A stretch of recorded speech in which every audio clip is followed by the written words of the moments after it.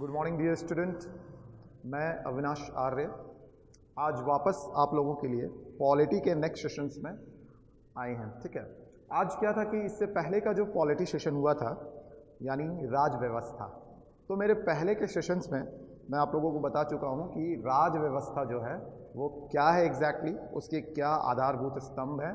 ठीक है, और इसकी जो पृष्ठभूमि तैयार हुई थी वो कैसे हुई थी। ठीक है, यानी पृष्ठभूमि की बात करें तो पृष्ठभूमि का मतलब क्या हो गया राज व्यवस्था का। इसका मतलब ये हो गया कि आखिर जो आज हम लोग संविधान में संशोधन देखते हैं, आज बहुत सारे अधिनियम देखते हैं, इस अधिनियम की नींव भारत में कैसे पड़ी है, यही है पृष्ठभूमि। ठीक है, स्वतंत्रता से पहले इसके जो पृष्ठभूमि तैयार कैसे हुई है, इसी पृष्ठभूमि की चर्चा मैंने अपने पिछले सेशन में किया था। आज उसी सेशन को आगे बढ़ाते हुए हम लोग देखेंगे पृष्ठभूमि राज व्यवस्था जो था उसका ही भाग 2, यानी इसी राज व्यवस्था का जो भाग सेशन 2 है मेरा। ठीक है, ये उसके आगे का है। मेरा जो पिछला डेमो जो सेशंस था वो इसी का बेसिक्स पे था। चलिए मैं आज एक इसी टॉपिक्स को आगे बढ़ाते हुए हम लोग डिस्कस करते हैं कि लास्ट सेशन में जो पृष्ठभूमि की राज व्यवस्था थी तो मैंने आप लोगों को ये क्लियर बताया था उस समय। ठीक है, जिन्होंने नहीं देखा वो जाकर देख लेंगे। ठीक है, सीडिंग सक्सेस में हमारा जो वीडियोज अपलोड है उसमें आपको जाकर देख सकते हैं। ठीक है, पृष्ठभूमि यानी पॉलिटी की राज व्यवस्था की पृष्ठभूमि का जो वीडियो है उसमें अगर आप देखिएगा सेशन 1 सेशन 2 डेट वाइज है। ठीक है, तो डेट वाइज से भी आप देख सकते हो। चलिए यहाँ पर बात करें तो आज जो हम लोग डिस्कस करें उसके आगे डिस्कस करेंगे। पिछले क्लास में मैंने बहुत क्लियर बता दिया था कि अगर मैं बात करूं राज व्यवस्था की तो हम लोग एक तरह से अगर शुरू करते हैं कहाँ से, जब अंग्रेजों का आगमन हुआ भारत पे 1600 से। हमने कहा कि वो व्यापार के रूप में क्या करने आए थे, व्यापारी के रूप में आए थे, ईस्ट इंडिया कंपनी के रूप में, और उसको हम लोग 2 कालखंड में बांटते हैं जब तक कि मेरा भारत आज़ाद नहीं हुआ। ठीक है, यानी एक तरह से अगर आधुनिक इतिहास की बात की जाए, ठीक है, यहाँ कहीं ना कहीं आधुनिक इतिहास का कुछ पोर्शन हो गया जिसपे ये पूरी पृष्ठभूमि तैयार हुई है पॉलिटी की राज व्यवस्था की। ये अधिनियम कैसे आए, कौन कौन से अधिनियम आए, तो यानी जब भारत पे उनका शासन हो गया उसके बाद भी, तो मैंने कहा था क्या कि 2 कालखंडों की बात करें तो मैंने बोला था कि 1600 से 1857 एक पहला कालखंड है, और 1857 से मेरा 1947 जब तक भारत आज़ाद नहीं हुआ था मेरा दूसरा कालखंड था। ये तो मैं प्रीवियस वाले सेशन में बता चुका हूँ। चलिए आज हम लोग बात करते हैं कब, जब यहाँ पर अंग्रेजों का शासन स्थापित हो गया और इन्होंने पहला अधिनियम बनाया। पहली बार जब इनका पूरी तरह से यहाँ बंगाल प्रेसिडेंसी, मद्रास प्रेसिडेंसी, ठीक है, मुंबई प्रेसिडेंसी और भी बहुत सारे प्रेसिडेंसीज में और जगहों पर भारत में अंग्रेजों का आधिपत्य हो गया था।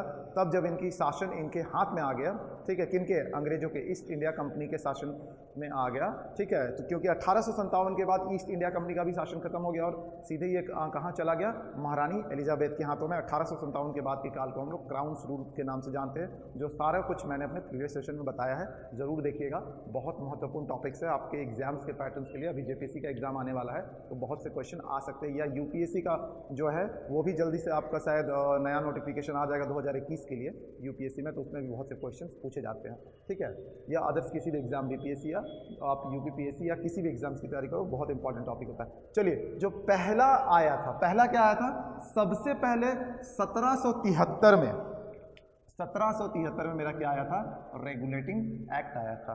ठीक है, ये कौन लेकर आया था, ये जो लाया था ये कहीं ना कहीं पहले जब ईस्ट इंडिया कंपनी का यहाँ पर शासन होता था तो ये एक्ट डायरेक्ट कहाँ से पास होते थे, ये पास होते थे, याद रखिएगा कि ये जो पार्ट है ये पास होते थे ब्रिटिश संसद से।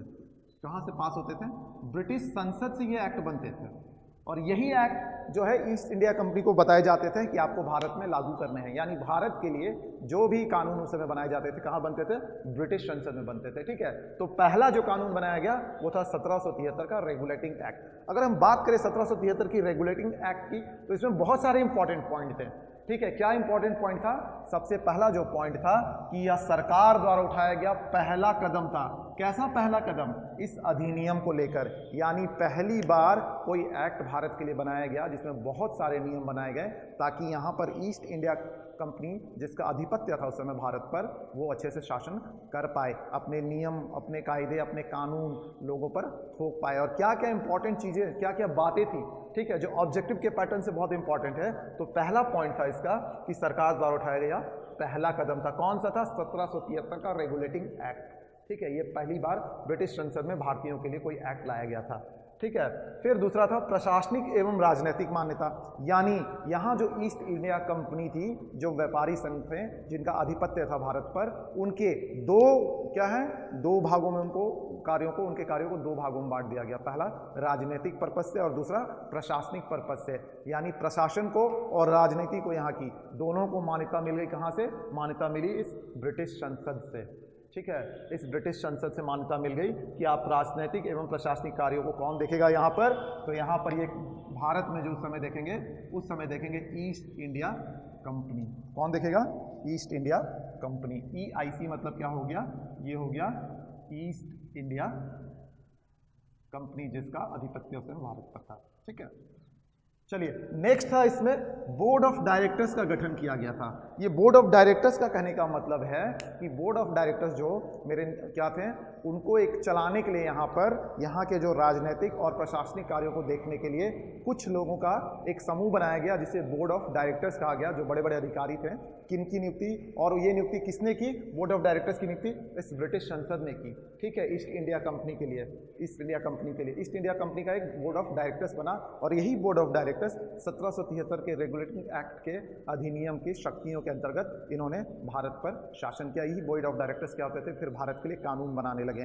ठीक है, फिर आता है, देखिए इस पॉइंट पर आने से पहले मैंने पिछले क्लास में आपको बताया था कि भारत पर जब अंग्रेजों का आधिपत्य हो गया, उसमें 3 प्रेसिडेंसी बहुत इंपॉर्टेंट हुआ करते थे। उनको इन्होंने प्रेसिडेंसी कहा, एक विस्तृत क्षेत्र कहा। कौन कौन सा क्षेत्र कहा?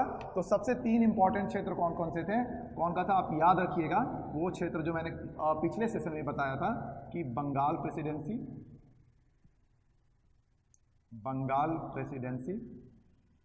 Then Bihar presidency, then Bengal presidency, फिर क्या है मद्रास प्रेसिडेंसी,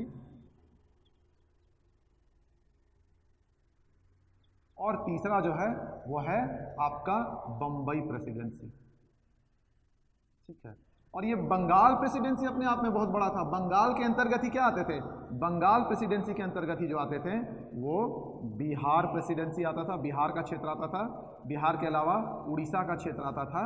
उड़ीसा क्षेत्र के अलावा नॉर्थ ईस्ट के क्षेत्र भी काफ़ी कुछ आते थे उस समय, थोड़े बहुत जो नॉर्थ ईस्ट के क्षेत्र थे वो भी आते थे। यानी अपने आप में बंगाल प्रेसिडेंसी बहुत बड़ा था। ठीक है, मद्रास प्रेसिडेंसी साउथ का अपने आप में बहुत बड़ा था, इसमें साउथ के बहुत सारे इलाके शामिल थे। और बम्बई प्रेसिडेंसी जो था उसमें पश्चिम भारत के बहुत एरिया शामिल थे। पश्चिम भारत मतलब आपका क्या हो गया? महाराष्ट्र गुजरात का जो एरिया हो गया और उसके अगल बगल का कुछ जो एरिया हो गया। यानी 3 प्रेसिडेंसियों में बांटकर कौन शासन कर रहा था? ईस्ट इंडिया कंपनी भारत में शासन कर रही थी। हुआ क्या कि हर एक प्रेसिडेंसी को एक चलाने के लिए, हर एक प्रेसिडेंसी के लिए, बंगाल के लिए, मद्रास के लिए प्रेसिडेंसी के लिए या बम्बई प्रेसिडेंसी के लिए, हर एक प्रेसिडेंसी के लिए अपना अपना एक क्या होता था? गवर्नर होता था। ठीक है, अपना अपना एक गवर्नर होता था। हर एक प्रेसिडेंसी के लिए अपने अपने एक गवर्नर होते थे जो इसको देखते थे। क्लियर है?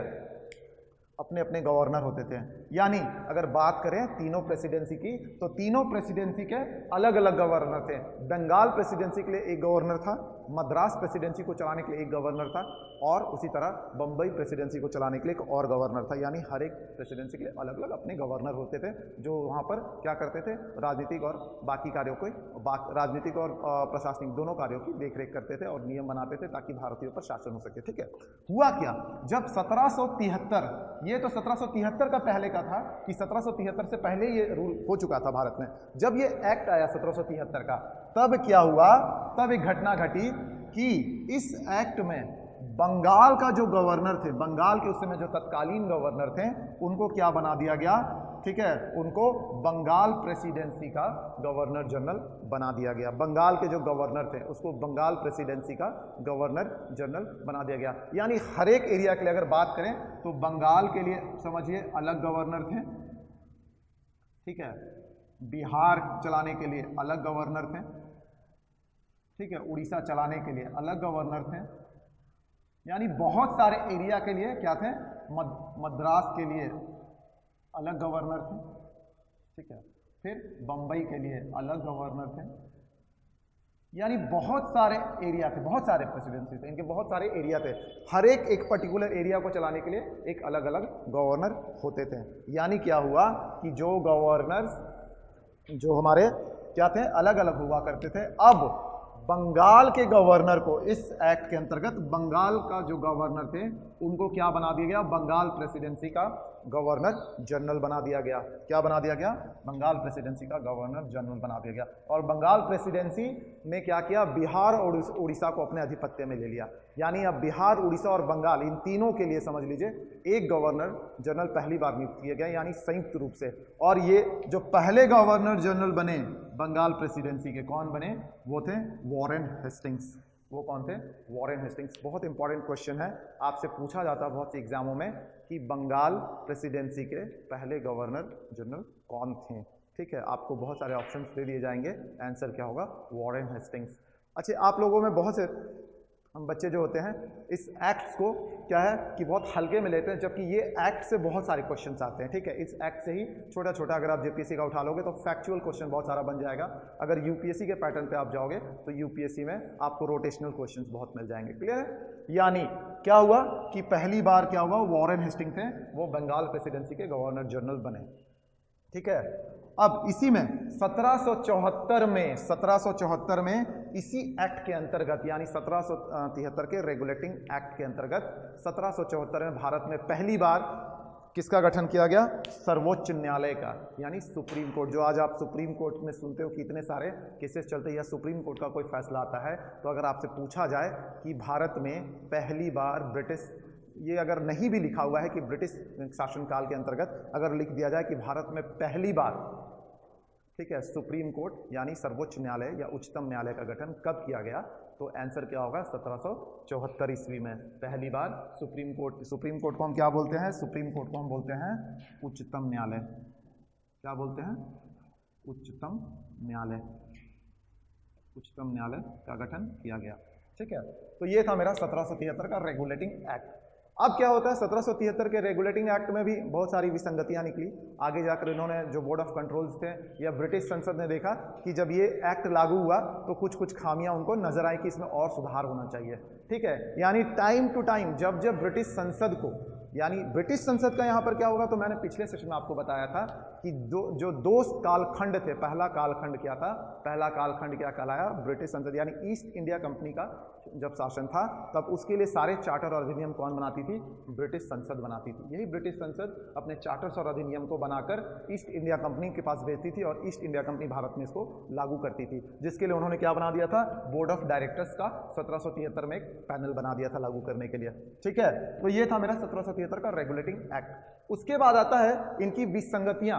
जब ये लागू हुई तो बहुत सारी विसंगतियां आती हैं। ऑब्वियस सी बात है, जब कोई नियम बनता है, कुछ भी नियम आता है तो उसकी बहुत सारी क्या होती हैं, अच्छाइयां होती है और बहुत सारी बुराइयां भी होती है। और जब अच्छाइयां तो लोग एक्सेप्ट कर लेते हैं तो बुराइयों में क्या होते हैं, सुधार किया जाता है। कोई भी सरकार आती है, वर्तमान के परिप्रेक्ष्य में देख लीजिए, कोई भी सरकार आएगी, अगर कोई नियम बनाती है तो क्या होता है, नियम का ये होता है कि जब नियम बन जाता है तो उसके बाद क्या होता है, सरकार अपनी मंत्रणा करने के लिए बैठती है कि भैया इसमें क्या क्या सही चीज़ें हुई और क्या क्या और सुधार की जरूरत है। अभी देखिए हाल फिलहाल में आप देखोगे इतना बड़ा जो एक चल रहा इशू किसान बिल, वो अपने आप में इसका एग्जाम्पल है कि क्या है, इसमें अगर कुछ खामियां थी या कुछ अच्छाइयां थी तो सरकार फिर से मंत्रणा कर रही है कि आखिर क्या सुधार हो सकता है, जिस पर किसान जो है वो अपना विरोध जता रहे हैं। ये अपने आप में एक भारत में अभी बहुत ज़्यादा उथल पुथल मचा हुआ है इसको लेकर। ठीक है, चलिए आते हैं उसी तरह इसमें जब आई तो इसकी विसंगतियों को दूर करने के लिए, यानी इनकी खामियों को दूर करने के लिए क्या आया, 1784 का पिट्स इंडिया एक्ट।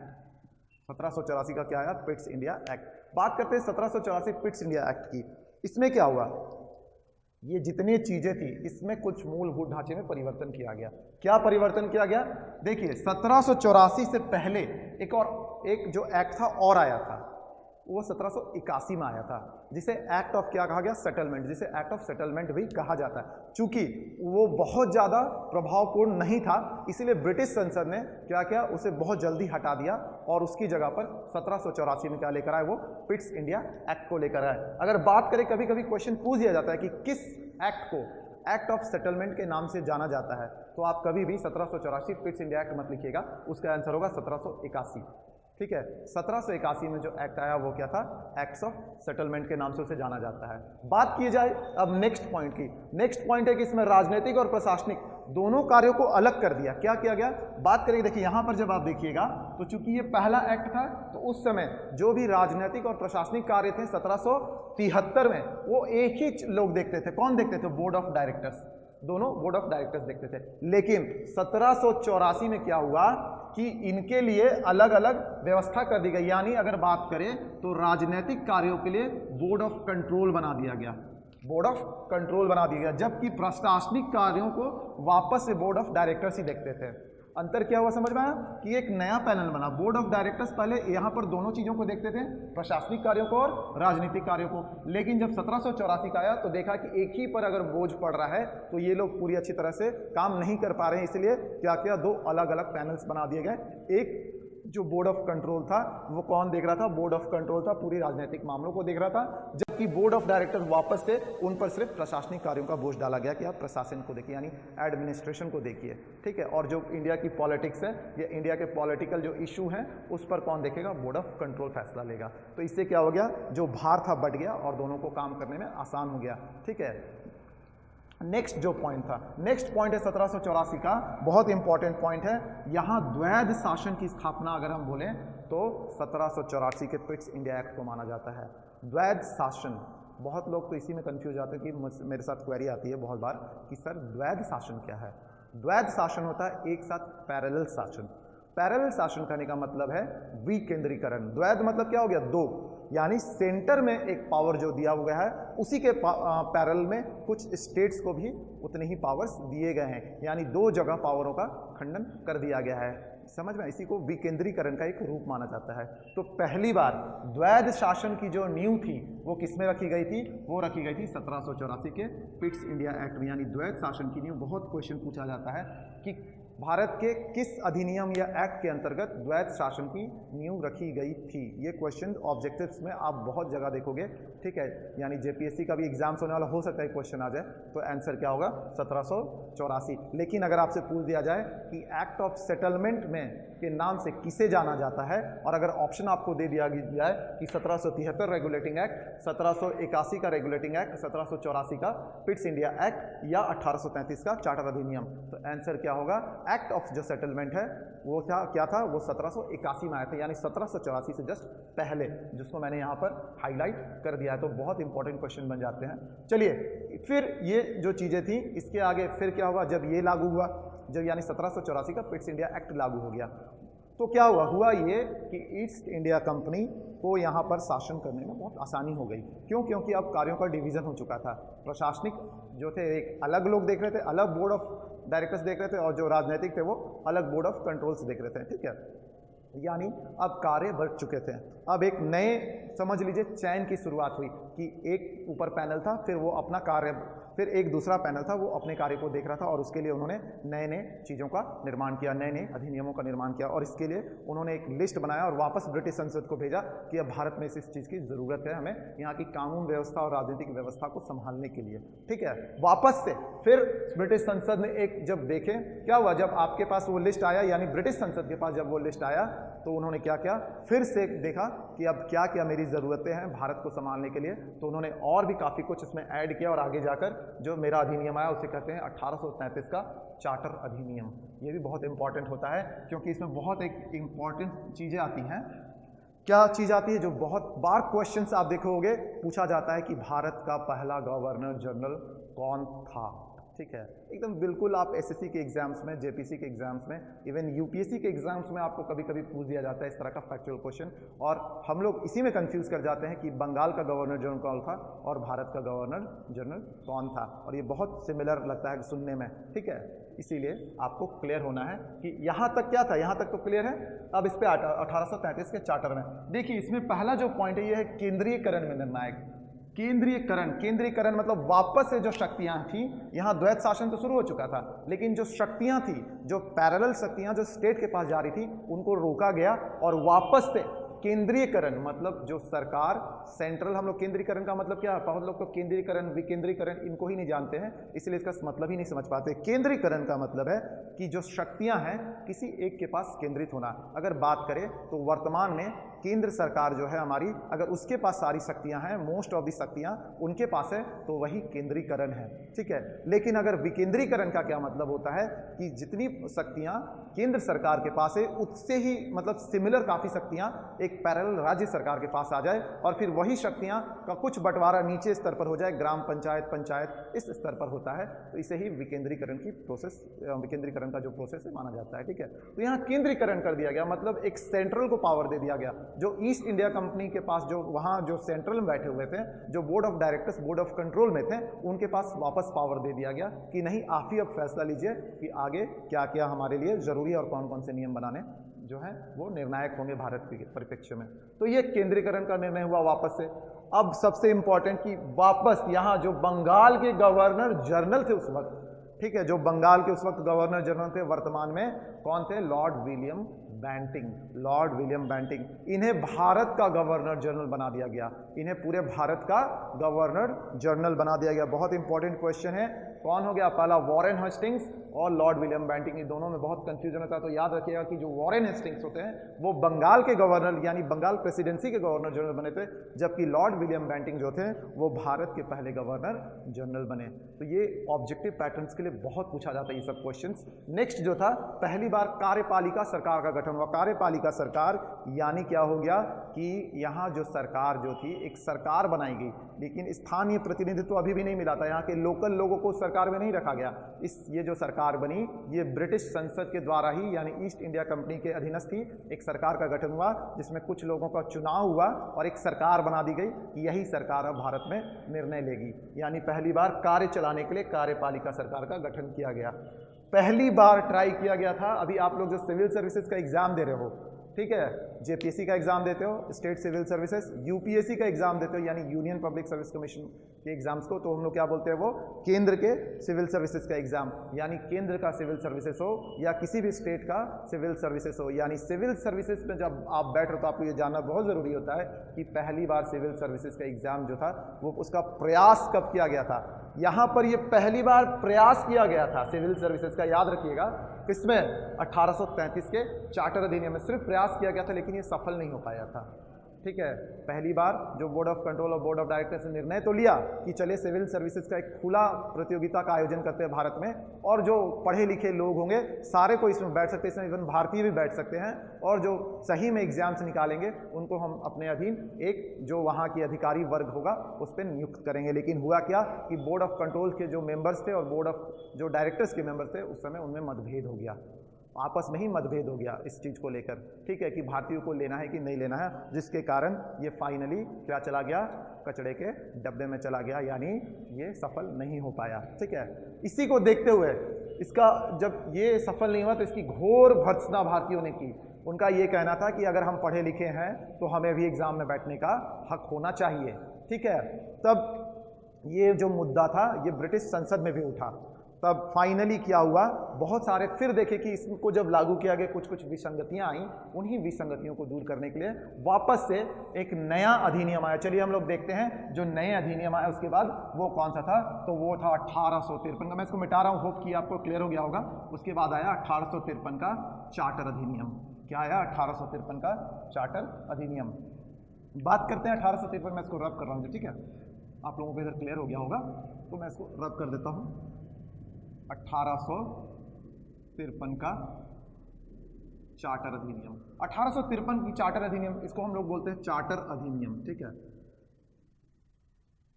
चार्टर अधिनियम। 1853 के चार्टर अधिनियम की बात करें तो क्या था, 1853 के चार्टर अधिनियम की बात करें तो ये 1833 का जो चार्टर अधिनियम था, इसी की विसंगतियों को दूर करते हुए एक नया अधिनियम को ब्रिटिश संसद ने पास किया था। मैं पहले भी बार बार बोल रहा हूँ कि जो कालखंड है यानी 1857 से पहले जो भी अधिनियम या चार्टर बनते थे वो कौन बनाता था, वो बनाती थी ब्रिटिश संसद।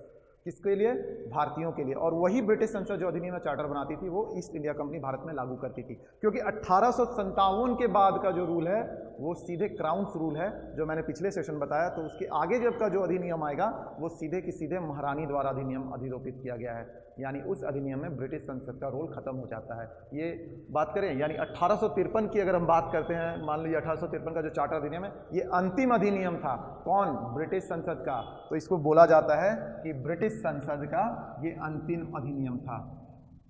अंतिम कहने का मतलब ऐसा नहीं था कि उसके बाद फिर जो ब्रिटेन था या ब्रिटेन के जो लोग यहाँ राज करते थे, ठीक है, उन्होंने कोई अधिनियम ही नहीं बनाए। चूंकि इसके बाद मैं अभी आप थोड़ा चर्चा करूंगा कि इसके बाद 1853 के बाद एक घटना हुई थी 1857 में, जिसे हम सिपाही विद्रोह कहते हैं। तो सिपाही विद्रोह जो हुआ था, जिसके कारण क्या हुआ था, पहली बार भारत में ईस्ट इंडिया कंपनी का शासन खत्म कर दिया गया था और यहाँ का जो शासन था सीधे सीधे वहाँ की महारानी के हाथों में दे दिया गया था, जिसे हम क्राउन्स रूल भी जानते हैं, यानी महारानी का शासनकाल भी कहते हैं। यानी 1857 के बाद का जो भी अधिनियम या चार्टर बनाया गया वो महारानी के द्वारा बनाया गया। यहाँ ब्रिटिश संसद का जो अधिनियम था वो खत्म कर दिया गया, ठीक है। इसीलिए इसे ब्रिटिश संसद का अंतिम अधिनियम कहते हैं। ब्रिटिश संसद का अंतिम अधिनियम कहा जाता है। अंतिम अधिनियम कहा जाता है। क्लियर है?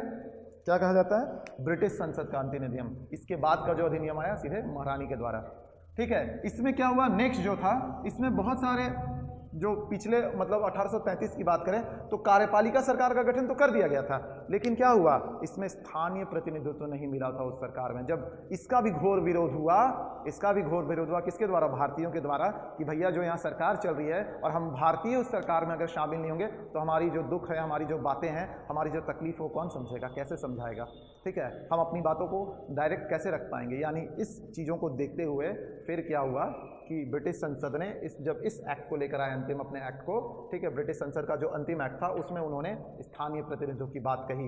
यानी क्या हुआ, पहली बार इसमें स्थानीय प्रतिनिधित्व दिया गया। स्थानीय प्रतिनिधित्व दिया गया। अपने भारतीयों को पहली बार इसमें प्रतिनिधित्व मिला, मतलब भारतीयों को शामिल किया गया सरकार चलाने वाली कार्यपालिका सरकार में। बहुत सारे नए विधान पार्षद बने, बहुत सारे नए विधान पार्षदों का निर्माण किया गया। यही विधान पार्षदों में स्थानीय प्रतिनिधित्व भारतीयों को दिया गया। नए विधान पार्षद बनाए गए, ठीक है, नए विधान पार्षद बनाए गए। अब बहुत इंपॉर्टेंट, पहला बार जो प्रयास हुआ था सिविल सर्विसेज का किसमें हुआ था, वो हुआ था 1833 के चार्टर अधिनियम में। लेकिन पहली बार खुली प्रतियोगिता का आयोजन कब हुआ सिविल सर्विसेज का, तो वो हुआ 1853 में। यानी पहली बार क्या हुआ, सिविल सर्विस, जो हम लोग बात करते हैं सिविल सर्विस एग्जाम का खुला आयोजन। खुला आयोजन करने का मतलब क्या, खुला आयोजन मतलब सभी के लिए, यानी उस वक्त भारतीयों को भी इसमें बैठने की अनुमति मिल गई। ये पहली बार हुआ, किसमें हुआ, 1853 के चार्टर अधिनियम में। बहुत इंपॉर्टेंट है, एग्जाम्स के लिए बहुत बार पूछा जाता है कि 1853 का चार्टर अधिनियम है वो क्या है, और उसमें 1853 के चार्टर अधिनियम में ये पूछ दिया जाएगा कि सिविल सर्विसेज का पहली बार प्रयास कब किया गया। कंफ्यूजन नहीं होना है, सिविल सर्विस एग्जाम के लिए पहली बार प्रयास कब किया गया, किसमें किया गया, 1833 के चार्टर अधिनियम में। लेकिन पहली बार खुली प्रतियोगिता का आयोजन कब किया गया, तो आंसर होगा 1853 का चार्टर अधिनियम। क्लियर है? यानी अभी हम लोग क्या देखे, हम लोग देखे कि कैसे पृष्ठभूमि के आगे हमारे 3 चार्टर एक्ट आए हैं। अभी हम लोग आगे देखेंगे बाकी के चार्टर एक्ट, ठीक है। तो हम लोग अभी क्या करते हैं, चलिए हम लोग चलते इसके आगे। चलिए, अभी तक आप लोगों ने क्या देखा, अभी तक हम लोग देख रहे 1853 का चार्टर अधिनियम। बात करते हैं अब वापस जो मैंने प्रीवियस सेशन में आपको बताया था। मैं आप लोगों को ये ऑलरेडी बता चुका हूँ कि क्या था कि पहले का अगर कालखंड मैंने आपको बताया कि पॉलिटी में अगर इसकी पृष्ठभूमि की बात करें तो हम 1600 ईस्वी से लेकर 1857, ये मेरा कौन सा था, ये मेरा ईस्ट इंडिया कंपनी का शासनकाल रहा है, जहाँ पर ब्रिटिश संसद बनाती थी किसी चार्टर को या अधिनियम को। लेकिन अगर बात करें इसके आगे की, 1857 से लेकर जब तक भारत मेरा आज़ाद नहीं हो गया 1947 तक, यहाँ पर जो घटना घटी, ठीक है, 1857 बहुत इंपॉर्टेंट है, जिसे हम क्या जानते हैं, सिपाही विद्रोह के नाम से भी जानते हैं, ठीक है। क्या था सिपाही विद्रोह, इसे जिसे भारतीय स्वतंत्रता संग्राम का अगर बोला जाए तो एक प्रथम प्रयास कहा जा सकता है, बहुत लोग इसे पहली लड़ाई भी मानते हैं। लेकिन जब ये घटना भारत में घटी, सिपाही विद्रोह हुआ, जिसके बारे में मैंने अपने प्रीवियस सेशन में आप लोग को बहुत खुलकर बताया है, आप लोग देख लीजिएगा क्या हुआ था। जब ये सिपाही विद्रोह हुआ तब क्या हुआ, ईस्ट इंडिया कंपनी का शासन भारत से उखड़ने लगा। यानी जब ब्रिटेन को ये एहसास हुआ कि यहाँ ईस्ट इंडिया कंपनी का जो शासन है वो धीरे धीरे उखड़ने लगा, तो उन्होंने क्या किया, उन्होंने यहाँ पर ईस्ट इंडिया कंपनी का शासन खत्म कर दिया। इसका मतलब ये कतई नहीं था कि यहाँ पर जो इंग्लैंड का शासन था वो खत्म हो गया। यहाँ ये हुआ कि ईस्ट इंडिया कंपनी का शासन खत्म कर दिया गया और जो भारत में शासन थी, जो बागडोर थी, वो सीधे सीधे महारानी के हाथों में दे दी गई। यानी अब जो शासन चला वो सीधे महारानी विक्टोरिया इंग्लैंड से बैठकर शासन करती थी और वही अधिनियम या चार्टर पास करती थी। क्लियर है? इसका मतलब क्या हो गया कि 1857 के बाद के जितने भी चार्टर आए हैं वो सीधे सीधे कहाँ से आए हैं, वो सीधे सीधे महारानी विक्टोरिया के पास से आए हैं। यानी क्या हुआ, यानी ब्रिटिश संसद जो इससे पहले बनाती थी वो 1857 से पहले कौन बनाता था, वो बनाता था यहाँ पर, वो बनाती थी हमारे लिए कानून ब्रिटिश संसद। कौन बनाती थी? ब्रिटिश संसद, जो ईस्ट इंडिया कंपनी, ब्रिटिश संसद बनाती थी जो ईस्ट इंडिया कंपनी के द्वारा यहाँ लागू किया जाता था। लेकिन इसके बाद का जो काल है वो सीधे सीधे क्या है, वो महारानी का काल है। किसका काल है? सीधे सीधे महारानी का काल है यहाँ पर। यानी अब जो भी अधिनियम या चार्टर बन रहे हैं वो यहाँ से बन रहे हैं। दोनों का डिफरेंस बहुत इंपॉर्टेंट है, इसलिए इस कालखंड को और इस परिघटना को समझना बहुत आवश्यक है। चलिए हम आते हैं उसके बाद क्या हुआ। हमने अभी तक क्या देखा था, 1853 का चार्टर अधिनियम। हम आते हैं उसके बाद 1858 का भारत शासन अधिनियम। क्या थी इसके प्रमुख विशेषता? जब 1853 में जब ये आया, उसके बाद क्या 1857 में जब इतनी बड़ी घटना घट गई सिपाही विद्रोह के रूप में, तब एक चार्टर आया जिसे 1858 का भारत शासन अधिनियम कहा जाता है। इसमें मैंने अभी आपको बताया साफ साफ क्या किया गया कि इसमें जो शासन था भारत का वो महारानी विक्टोरिया के हाथों में सीधा दे दिया गया, सीधा चला गया। किसका शासन? भारत का शासन। अब भारत का शासन महारानी के हाथों में चला गया तो भैया यहाँ पर कौन देखेगा शासन? महारानी तो नहीं आएंगी शासन करने। तो उन्होंने क्या किया, दो बहुत इंपॉर्टेंट अपने जो अधिकारी वर्ग कहले उनको नियुक्त किया गया। पहले जो अधिकारी थे वो क्या कहलाए, राज्य सचिव, और दूसरे जो बहुत इंपॉर्टेंट अधिकारी थे वो कहलाए वायसराय। इससे पहले क्या था, आप लोगों ने देखा कि भारत का गवर्नर जनरल हुआ करता था, ठीक है, भारत का गवर्नर जनरल हुआ था। लेकिन इसके बाद क्या हुआ कि भारत में राज्य सचिव और भारत के क्या है वायसराय के रूप में इनका गठन किया गया। किसने किया? महारानी ने किया, भारत का शासन चलाने के लिए। तो अगर बात करें तो गवर्नर जनरल का पद खत्म कर दिया गया और उसकी जगह क्या है, वायसराय को भारत में रखा गया। यानी आप समझ लीजिए भारत में जो मेन थे वो कौन हो गए, वो हो गए वायसराय। वो कौन हो गए? वो हो गए वायसराय। ठीक है, बात करें भारत के पहले वायसराय की, बहुत क्वेश्चंस आते हैं, जेपीसी का एग्जाम्स आने वाला है, बहुत फैक्चुअल क्वेश्चन आपसे पूछ दिया जाएगा कि भारत के पहले वायसराय कौन थे। ठीक है, भारत के पहले वायसराय कौन थे? तो कौन थे? लॉर्ड कैनिंग भारत के पहले वायसराय थे। उसी समय मैंने कहा कि एक और पद का सृजन किया गया जिसे बोला गया राज्य सचिव। क्या बोला गया? राज्य सचिव। और पहले राज्य सचिव जो थे वो थे लॉर्ड स्टैनली। भारत के पहले राज्य सचिव लॉर्ड स्टैनली। अब इन दोनों का अंतर समझिए। अंतर ये है कि अगर आपको समझ में आ रहा होगा तो आप ये सोच रहे होंगे कि वायसराय और राज्य सचिव दोनों भारत में रहते होंगे और दोनों यहाँ का शासन देखते होंगे। ऐसा नहीं है। राज्य सचिव जो रहते थे वो इंग्लैंड में ही रहते थे और वो स्पेसिफिक भारत के लिए क्या इंग्लैंड से रहकर पूरा शासन देखते थे और ब्रिटिश संसद में उसका जो भी ब्यौरा होता था देते थे जाके। ठीक है, लेकिन ब्रिटिश संसद अब कानून नहीं बनाती थी, अब कानून सीधे महारानी बनाती थी और इसके जो प्रमुख अधिकारी इंग्लैंड में थे वो थे राज्य सचिव। भारत में वायसराय की नियुक्ति की गई थी। भारत में वायसराय की नियुक्ति की गई कि आप जाकर भारत में पूरा शासन देखिए और वहाँ के अधिनियमों में क्या बदलाव हो सकते हैं, कैसे उनके लिए भारतीयों के लिए हम कानून बना सकते हैं, इसकी पूरी व्याख्या करने के लिए एक पद का सृजन किया गया भारत में रहकर। तो वो भारत में रहने वाले व्यक्ति कौन थे? वायसराय थे। वायसराय अपनी रिपोर्ट किसको देते थे? राज्य सचिव को, जो वहाँ इंग्लैंड में बैठा हुआ होता था, और यही राज्य सचिव अपनी रिपोर्ट महारानी को देता था सीधे सीधे। यानी अब क्या हो गया कि दो नए क्या हो गए अधिकारी वर्ग आ गए, वायसराय और राज्य सचिव। और ये जो गवर्नर जनरल पद था ये समाप्त कर दिया गया। ये गवर्नर जनरल पद क्या कर दिया गया? ये समाप्त हो गया। क्लियर है?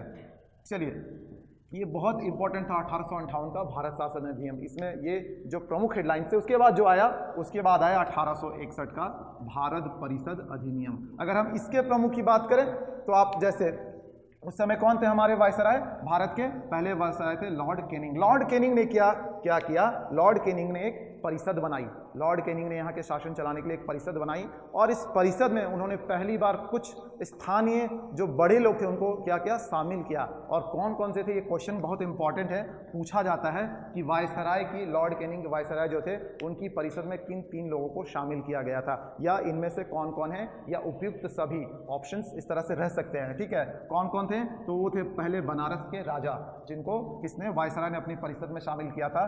दूसरे थे पटियाला के महाराज, पटियाला के महाराज। और तीसरे थे सर दिनकर राव, जो महाराष्ट्र का प्रतिनिधित्व करते थे। इन तीनों को इन्होंने अपनी परिषद में शामिल किया भारत के शासन चलाने के लिए, और इनसे सलाह मशवरा किया ताकि यहाँ के लिए ये कानून और अधिनियम बना सके और कैसे भारत को इसमें शासन करना है उसके लिए एक निर्वाचन प्रणाली भी आगे ले जा सके। फिर क्या हुआ? इसमें एक बहुत इंपॉर्टेंट है, इसमें एक हुआ कि वापस से क्या हुआ आपका? वापस जो था मद्रास और जो बम्बई था, मद्रास और बम्बई प्रेसिडेंसी जो थी, जो मैंने आपको प्रीवियस सेशन में बताया है कि 3 जो बहुत इंपॉर्टेंट प्रेसिडेंसी हुआ करती थी, बंगाल प्रेसिडेंसी, मद्रास प्रेसिडेंसी और क्या है? मुंबई प्रेसिडेंसी। यानी वापस से पहले क्या था?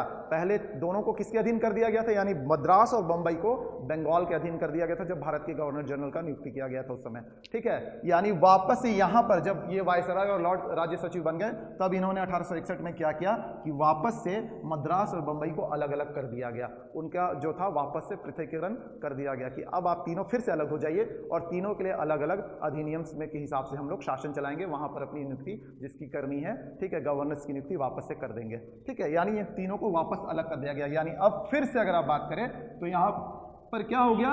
यहाँ पर फिर से बंगाल, ठीक है, मद्रास और बम्बई प्रेसिडेंसी को पृथकीकरण जो होता है उनका पृथकीकरण कर दिया गया। ठीक है, ये था मेरा 1861 का इंपॉर्टेंट फैक्टर्स। अब आते हैं 1861 के बाद जो आया है वो कौन है? वो है 1892 का अधिनियम। 1892 का अधिनियम, बात करते हैं 1892 अधिनियम की। तो इसमें जो इंपॉर्टेंट पॉइंट्स हैं उसमें क्या आते हैं कि पहली बार जो यहाँ की क्या थी?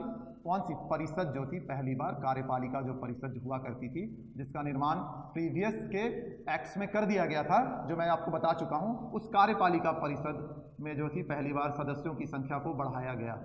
ठीक है, पहले 4 होते थे, फिर 6 किया गया, वापस से फिर +4 कर 10 और उस तरह 11, फिर 12, इस तरह से सदस्यों की संख्या बढ़ाई गई। ठीक है, और इसमें क्या हुआ? चूंकि इसमें सदस्यों की संख्या बढ़ी, इसलिए स्थानीय प्रतिनिधित्व तो आरंभ हो चुका था प्रीवियस के अधिनियम्स में, तो स्थानीय प्रतिनिधित्व भी बढ़ता गया। तो ये भी बहुत इंपॉर्टेंट हो गया भारतीयों के लिए।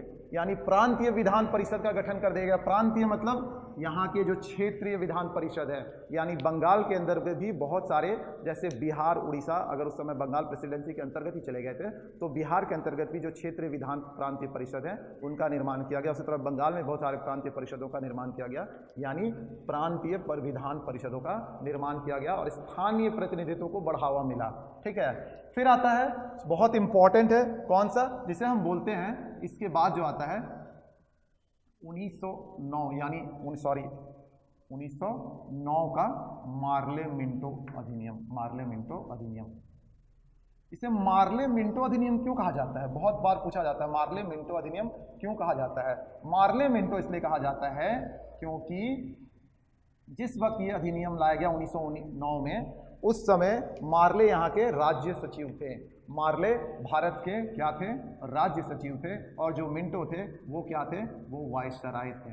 इसीलिए इसे क्या कहा जाता है? मार्ले मिंटो अधिनियम के नाम से भी जाना जाता है। ठीक है, इस समय क्या हुआ? इस समय यहाँ के सदस्यों की संख्या जो उस समय 16 पहुंच चुकी थी प्रीवियस में, वो कितनी बढ़ गई? वो बढ़ाकर 60 कर दी गई। वो बढ़ाकर कितनी कर दी गई? 60 कर दी गई, यानी स्थानीय प्रतिनिधित्व काफी हद तक बढ़ गया। बात करते हैं यहाँ, तो इसने क्या किया? इस मार्ले मिंटो ने एक वायसराय की कार्यपालिका परिषद बनाई। एक कार्यपालिका परिषद यानी वायसराय ने अपनी एक परिषद बना ली, अपने कुछ मेंबर्स को उन्होंने अपने साथ रखा ताकि यहाँ के कार्यों का जो निपटारा है भारत में आसानी से किया जा सके। और पहली बार इस परिषद में, पहली बार, अभी तक इस परिषद में जो वायसराय की परिषद थी इससे पहले नहीं बनी थी, प्रांतीय परिषद बन गए थे अलग अलग क्षेत्रों में, लेकिन वायसराय ने जो पहली बार अपनी परिषद बनाई उसमें पहली बार किसी भारतीय को शामिल किया गया। बहुत इंपॉर्टेंट क्वेश्चन है, आपसे बार बार पूछा जाएगा, बहुत से एग्जामों में पूछा जाता है कि वायसराय के द्वारा निर्माण की गई परिषद में किस भारतीय को शामिल किया गया है। तो यहाँ पर क्या हो जाएगा, ये हो जाएगा सत्येंद्र प्रसाद सिन्हा, ये हो जाएगा सत्येंद्र प्रसाद सिन्हा,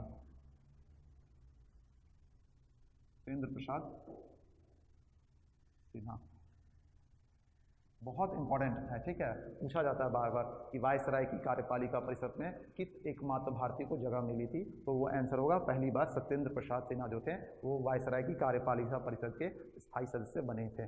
ठीक है, अब आते हैं इसमें पहली बार इसमें क्या किया गया, पहली बार इसमें सांप्रदायिक प्रतिनिधित्व दिया गया। क्या दिया गया, पहली बार इसमें सांप्रदायिक प्रतिनिधित्व कहने का मतलब है कि पहली बार इसमें हिंदू और मुस्लिम इन चीज़ों पर काम करना इन्होंने शुरू कर दिया, यानी भारत में हिंदू मुस्लिम की जो झगड़े की नींव रखी गई यहाँ पर रख दी गई कि पहली बार क्या किया गया, एक क्षेत्र विवृत को कर दिया गया कि यहाँ से मुस्लिम प्रतिनिधित्व ही होगा, यहाँ से हिंदू प्रतिनिधित्व होगा, यानी एक सांप्रदायिकता की नींव इस अधिनियम के अंतर्गत डाल दी गई, जो आगे जाकर बहुत बृहद पैमाने पर फैली और कहीं ना कहीं आप जब देखोगे आगे जाकर हिंदू मुस्लिम जो सांप्रदायिक तनाव हुआ स्वतंत्रता से पहले, उसका मूल जो जड़ था समझ लीजिए यहाँ से शुरू हो चुका था। ठीक है, उसके बाद क्या हुआ, 1892 में के बाद जो 1909 मार्ले मिंटो आया, मार्ले मिंटो के बाद एक और अधिनियम आया जिसे हम जानते हैं 1919 का मॉन्टेग्यू चेम्सफोर्ड अधिनियम। ठीक है, मॉन्टेग्यू चेम्सफोर्ड अधिनियम, क्लियर है, यानी ये बहुत इंपॉर्टेंट है ये दोनों। अगर मॉन्टेग्यू चेम्सफोर्ड अधिनियम की बात करें तो ये सेम चीज है। मॉन्टेग्यू उस समय क्या थे, उस समय भारत के राज्य सचिव थे, जबकि चेम्सफोर्ड यहाँ के वायसराय थे।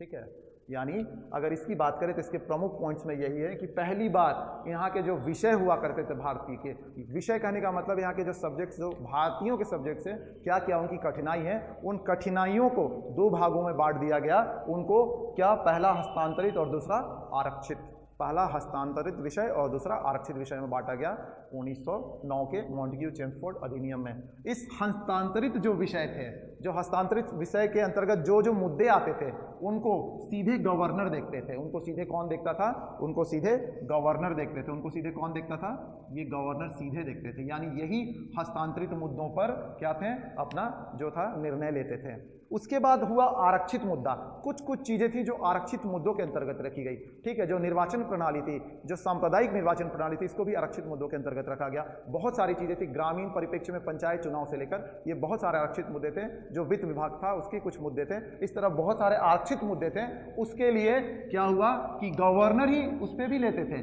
गवर्नर जो थे वो प्रांत के जो गवर्नर होते थे वही डिसीजन लेते थे, लेकिन वो गवर्नर अकेले नहीं लेते थे। वही गवर्नर कार्यपालिका जो परिषद बनाई थी किसने, वायसराय ने, उससे विचार विमर्श कर कर लेते थे। ये गवर्नर कौन होते थे, ये गवर्नर हर प्रांत में बनाए गए थे बाद में, क्योंकि ऊपर में कौन बैठे थे भारत में, वायसराय। वायसराय ने अपनी एक परिषद बना ली, उस परिषद के नीचे जो छोटे छोटे प्रांत थे उसके लिए उन्होंने वापस से क्या कर दिए, गवर्नर नियुक्त कर दिए। यही गवर्नर जो थे वो हस्तांतरित विषय पर निर्णय लेते थे, और जब गवर्नर को आरक्षित विषय पर निर्णय लेने का काम होता था तो ये वो ऊपर की कार्यपालिका परिषद से संपर्क करते थे, यानी गवर्नर प्लस कार्यपालिका परिषद मिलकर क्या लेती थी, इस आरक्षित विषय पर निर्णय लेती थी। पहली बार द्विसदनीय व्यवस्था, द्विसदन मतलब आप अभी भी जानते हो कि जब हम संसद की बात करते हैं तो संसद में ऑटोमेटिक ही द्विसदन का जिक्र हो जाता है, जिसे हम लोकसभा और वर्तमान में राज्यसभा के परिप्रेक्ष्य में जानते हैं। लेकिन उस समय ही कब, 1909 के अधिनियम में पहली बार द्विसदनीय व्यवस्था लाई गई, यानी पहली बार लोकसभा और राज्यसभा की तरह ही एक सिमिलर, एक मिलती जुलती सरकार पहली बार बनाई गई। कहाँ, द्विसदनीय व्यवस्था 1919 के मॉन्टेग्यू चेम्सफोर्ड अधिनियम में। ठीक है, बात करते हैं सांप्रदायिक आधार पर का जो प्रतिनिधित्व था, इसकी बात तो इन्होंने किस पे कर दी थी, 1892 में। लेकिन जब आग लगाने का जो मूलभूत जो कारण है और आग लगाने का जो क्या था, जो पहली बार शुरुआत हुई वो इसी में हुई, किसमें, 1919 के मॉन्टेग्यू चेम्सफोर्ड में। पहली बार यहाँ पर सांप्रदायिक रूप से चुनाव कराए गए, सांप्रदायिक रूप से चुनाव हुआ, यानी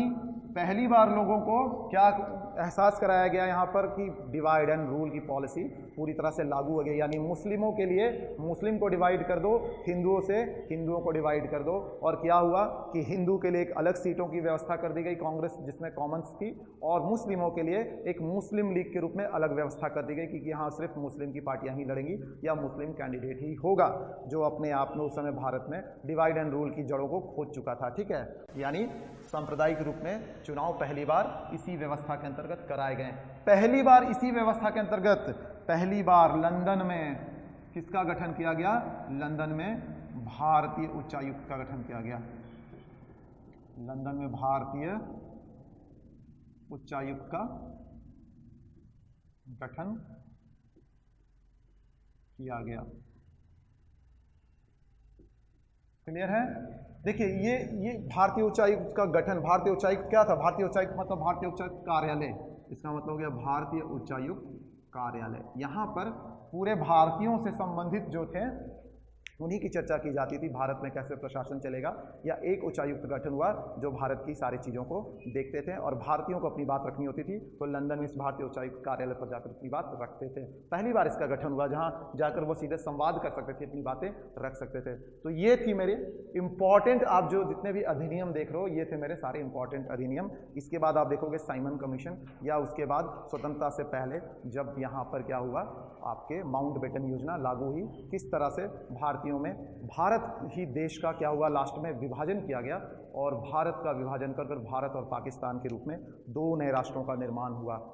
हमारा जो भारत था पहले बहुत बृहद था, कहीं ना कहीं इस पृष्ठभूमि, ये जो चार्टर एक्ट्स आए इन पे ही ये जड़ें तैयार की गई ताकि भारत का विखंडन हो और भारत टूटकर भारत और पाकिस्तान के रूप में दो अलग राष्ट्र के रूप में एक स्थापित हो सके। तो आगे हम लोग देखेंगे नेक्स्ट सेशन में कि किस तरह साइमन कमीशन का आगमन हुआ, किस तरह माउंटबेटन योजना लागू हुई और किस तरह एक सांप्रदायिक माहौल तैयार कर भारत का विभाजन किया गया, ठीक है, और भारत देश का निर्माण हुआ। ठीक है, तो आज के लिए हम लोग इतना ही रखते हैं। और आज का जो हमारा ये जो सेशन था ये कहीं ना कहीं पृष्ठभूमि जो थी, ये लगभग जो चैप्टर था खत्म हो चुका। मैं वापस से कुछ चीज़ें याद करा दूं कि हमारा जो सेशन चल रहा है, चाहे कोई भी मेंटर्स ले रहे हैं, वो एक डेमो सेशंस के रूप में ले रहे हैं। ठीक है, तो आप उस डेमो सेशन में अलग अलग टॉपिक्स पे वो चर्चा कर रहे हैं। ठीक है, लेकिन जो मेरा रेगुलर सेशन है उसके क्लासेस भी ऑन है। आप जब सीडिंग सक्सेस के साथ रजिस्टर करेंगे तो आपको रेगुलर सेक्शंस के जो भी वीडियोज़ हैं वो मिल जाएंगे। तो ये अपने आप में बहुत इंपॉर्टेंट बात है। और आप बहुत जल्द जेपीएससी का नोटिफिकेशन आने वाला है, आपके पास टाइम बहुत कम है। अगर आप जेपीएससी 2021 को आपने टारगेट किया है, आपने लक्ष्य बनाया है, या यूपीएससी का नोटिफिकेशन बहुत जल्दी आने वाला है, या यूपीएससी 2021 को आपने टारगेट किया है, तो आप बिल्कुल सही बात पर हैं। सीडिंग सक्सेस आपको एक सही गाइडेंस, एक सही मोटिवेशन और एक सही कंटेंट मेंटर्स, एक अच्छे मेंटर्स के साथ प्रोवाइड कराएगा ताकि आप अपने एग्जाम्स को निकालकर एक अधिकारी के रूप में अपने आप को देख सकें। ठीक है, आप बने रहिए मेरे साथ। मैं अविनाश आर्य फिर अपने नेक्स्ट सेशन में मिलूंगा। Thank you very much.